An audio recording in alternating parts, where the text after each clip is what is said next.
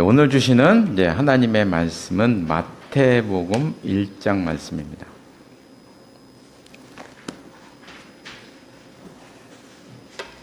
마태복음 1장 22절에서 25절 말씀까지.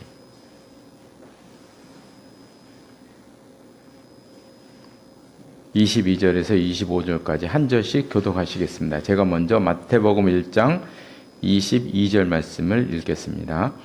이 모든 일이 된 것은 주께서 선지자로 하신 말씀을 이루려 하심이니 이르시되 보다 처녀가 잉태하여 아들을 낳을 것이요 그의 이름을 임마누엘이라 하자. 이를 벌받은즉 하나님이 우리와 함께 계시라 합니다. 요셉이 잠에서 깨어 일어나 주의 사자의 분부대로 행하여 그의 아내를 데려왔으나 아들을 낳기까지 동침하지 아니한 나음의 이름을 예수라 하니라. 아멘. 이 말씀 위에 하나님의 은혜가 함께 하시기를 바랍니다. 우리가 오늘 영상에서도 본 것처럼 예수님이 탄생하신 그 전후로 해서 정말 많은 일들이 일어났습니다.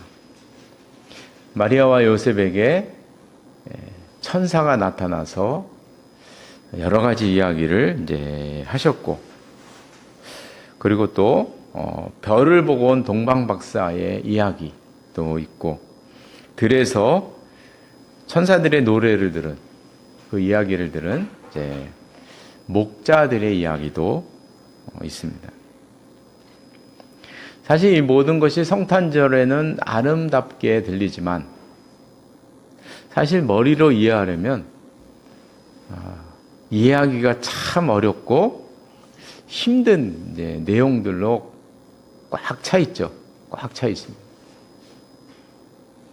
과연 천사가 있는 건지 없는 건지, 천사의 저런 무수한 이야기, 저런 이야기를 어떻게 해석을 해야 되는지, 이 문제부터 이제 시작을 해서요. 여기엔 또 여러 가지 성경 해석의 방법이 존재합니다. 어떤 사람은 비유 비슷하게 이야기합니다. 어떤 사람은 그냥 이야기다 이렇게 말하는 사람도 있고, 어떤 사람은 당시 사람들의 그 표현 방법이다. 당시 사람들의 표현 방법이다. 이렇게 이야기하는 사람도 있습니다. 별이 비쳤는데 도대체 그 별이 어떻게 비쳤다는 건지, 어떻게 그 별이 이동했다는 건지, 이동했다고 되어 있는데 이동했다는 건지 참 우리는 알 수 없는 그런 이야기입니다. 성격의 유형상 머리형인 사람은 이런 문제에 대해서 풀리지 않는 이런 문제에 대해서 너무나 힘들죠. 왜냐하면 이해하지 않으면, 먼저 이해해야 돼, 먼저 생각해야 되는데, 먼저 이해되지 않으면 사실 어려우니까. 머리형은 이런 문제 가지고 말은 안 하지만 골머리를 앓을 거라 이제 생각이 듭니다. 근데 이런 모든 문제에서 이런 걸 볼 때 이제 가장 중요하게 생각해야 될 게 뭐냐면, 오늘 본문의 사건에서 가장 중요한 것은 역사적 아기 예수께서 탄생하셨다는 이야기입니다. 그게 제일 중요한 거죠. 그게 제일 중요한 거예요. 나머지 이야기들은 사실 알고 보면 부수적인 것들이에요. 부수적인 것들. 솔직히 얘기하면 없어도 되는 것들이죠. 없어도 되는 거예요, 사실. 또 동방박사 안 오면 안 되나요? 목자들이 양을 치다가 그 얘기 듣고 안 오면 안 되나요? 없어도 되는 거예요, 사실 알고 보면. 없어도 돼요. 정말 중요한 것은 역사적인 인물인 그분이 탄생하셨다. 이것은 우리가 부인할 수 없는 사실입니다. 그래서 성경을 이렇게 볼 때도 이런 이제 부수적인 사건들에 대한 해석은 그런 거 갖고 너무 골치 아프게 생각하지 마세요. 그런 것들은 해석하는 방법이 다양해요. 다양합니다. 그러니까 그런 거에 대해서는 그냥 뒤로 접어두는 거예요. 뒤로 접어두는 거예요. 그런 거 갖고 그게 우리가 골머리 앓을 필요가 없는 거예요. 정말 중요한 것은 예수께서 탄생하셨다. 이건 부인할 수 없는 사실이거든요. 이거는 역사적인 그 사실이거든요. 이거는 이게 중요한 거거든요. 그러니까 성경을 볼 때는 늘 중요한 사건이 무엇인지 그거를 보시고 그거를 쫓아가야 된다.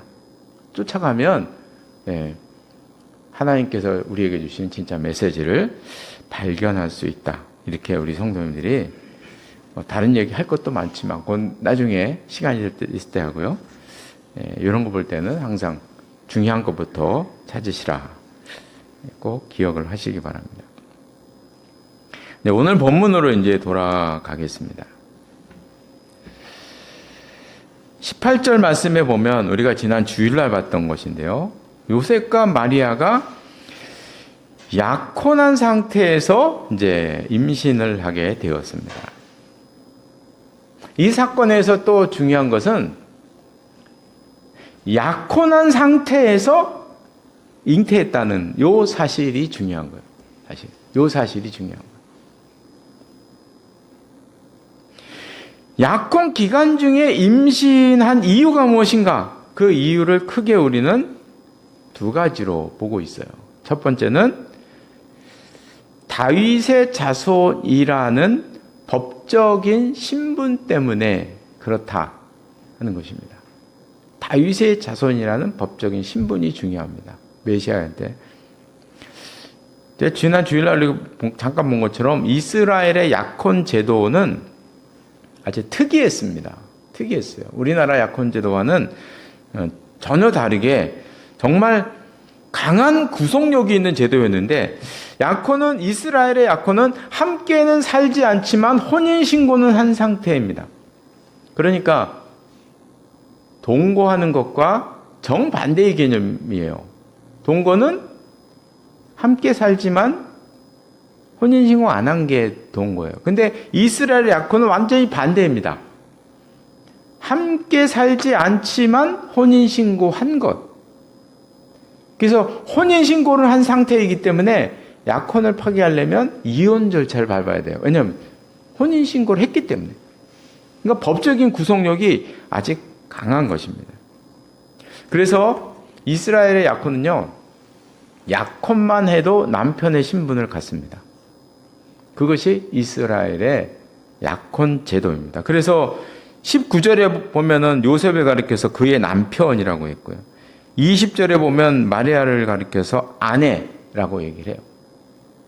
약혼을 했는데 남편 아내라고 부르요. 왜냐하면 법적으로 혼인신고를 했기 때문에 그런 것입니다.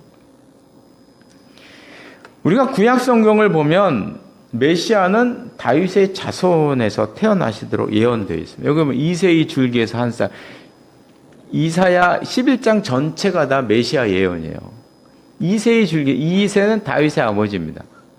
이새의 줄기에서 한 싹이 나고 뿌리에서 한 가지가 나서 결짓을 할 것이다. 그에 위에 여호와의 영, 곧 지혜와 총명의 영, 여호와를 경외한 영이 강림하시리니. 그러면서 메시아에 대한 이야기가 쭉 나와요. 11장 전체가 다. 그리고 아까 우리가 교동문에서 또 나왔어요. 읽으면서 다윗의 왕의 신분을 가져야 되고 그 메시아는 다윗의 자손이라는 신분을 가져야 한다는 것입니다. 그러니까 이스라엘의 약혼 제도에 의하면 마리아는 요셉과 약혼을 했기 때문에 우리 말로는 남편이라고 부르기 어려워요. 근데 이스라엘에서는 남편이라고 부르는데 남편 요셉의 신분을 갖게 되어 있죠. 그래서 예수님은 다윗의 자손이라는 법적인 신분을 가질 수가 있었다 하는 것이 이 약혼에 숨겨진 이야기입니다. 그래서 19절에 보면은 요셉이 처음에는 마리아의 잉태 사실을 놓고 헤어지려고 했어요. 조용히 헤어지려고 했어요. 이게 용납이 안 되는 거죠. 헤어지려고. 그때 이제 바로 천사가 나타나서 마리아를 데려오라고 이야기를 하잖아요. 만약에 요셉이 마리아와 헤어지면, 그때 헤어진다는 것은 이혼 증서를 써주고 도장을 찍는 거예요. 요즘 말로 하면. 이혼 증서를 쓰고 자기 집안에 도장이 있었는지는 모르겠는데 뭐 이렇게 서명을 하면 그게 바로 헤어지는 거거든요. 이혼 증서를 쓰기 바로 전에 천사가 나타났대. 만약에 이혼 증서를 써서 주면 다윗의 자손이라는 법적인 신분을 가질 수가 없었기 때문에 천사가 급하게 나타나는 꿈속에 급하게 헤어지지 마라, 데려와라 이야기를 한 것입니다. 약혼 시기에 잉태했던 또 한 가지 이유가 있습니다. 두 번째 이유가 있는데요. 그것은 동정녀의 몸에서 나시기 위함이었다. 그래서 23절에 보면은 그 이사야 7장 14절에 그 중요한 예언의 말씀이 나오잖아요. 보라, 처녀가 잉태하여 아들을 낳을 것이요. 처녀가 잉태하여 아들을 낳을 것이라는 동정녀 탄생에 대해서 예언을 하셨습니다. 이 문제는 인간의 죄성에 관계된 이야기입니다.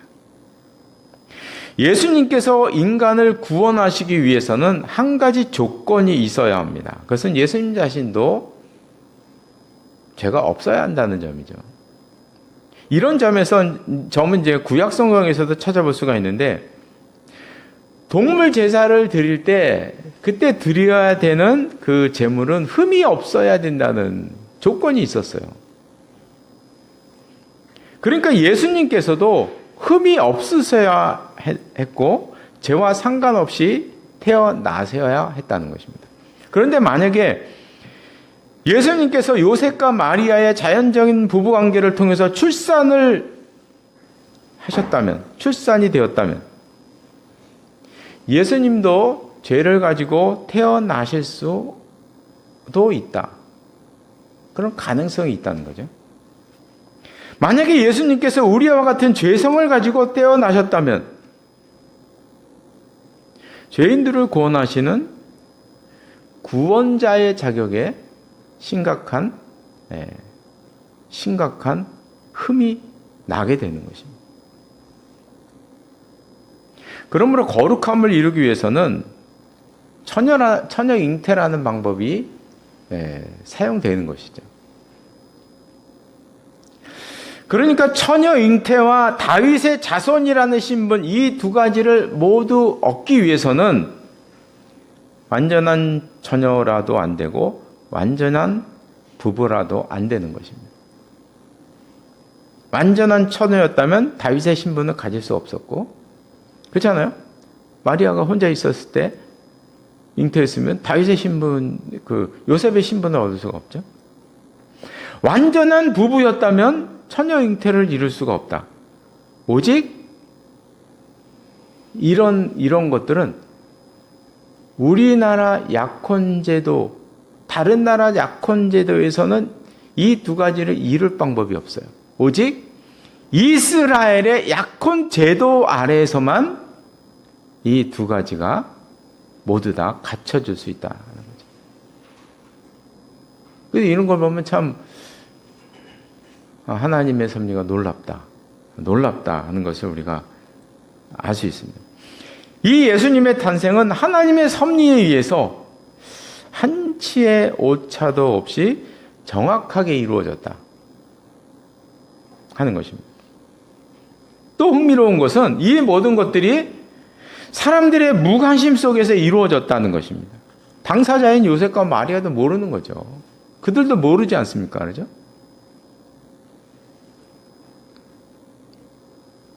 이제 말씀을 마치겠습니다. 우리가 살아갈 때 이해하기 힘든 일들을 만날 때가 많습니다. 요셉과 마리아도 보면 그런 일을 만난 거죠. 처녀 잉태라 정말 이해할 수 없는 일을 만난 것입니다. 그런데 우리가 본 것처럼 이해하기 어려운 이 사건들 속에는 하나님의 섭리가 감춰져 있었다는 것입니다. 저는 이제 예수님께서 탄생하신 이 모습을 보면서 늘 이런 생각을 해봅니다. 우리들은 하나님 손 안에 있는 존재이다. 이 요셉과 마리아를 보면 전혀 모르는 사이에, 전혀 짐작할 수도 없는 사이에,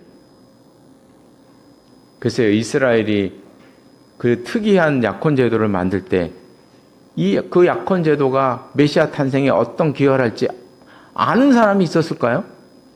알고 그런 걸 만들었을까요? 전혀 모르는 거잖아요. 그들이 전혀 모르는 사이에 하나님의 도구로 쓰임을 받았다는 것입니다. 항상 우리들에게 문제되는 것은 우리가 모르는 사이에 이루어진다는 것이죠. 우리들의 항상 그 문제예요. 우리가 알지 못하는 사이에 이루어진다는 것입니다. 우리 눈이 가려졌다는 거죠. 모른다는 거예요. 그래서 우리에게 필요한 것은 언제나 믿음입니다. 믿음. 그래서 우리가 이해할 수는 없으나, 지금 짐작할 수는 없으나 하나님의 손길이 우리와 함께 하신다는 믿음, 이런 믿음이 우리들에게 중요하다는 것을 우리가 성탄의 사건을 통해서 다시 한번 느끼게 되는 것입니다. 기도하시겠습니다. 하나님 아버지, 이 성탄의 사건이 우리들에게는 큰 축복과 기쁨의 사건이지만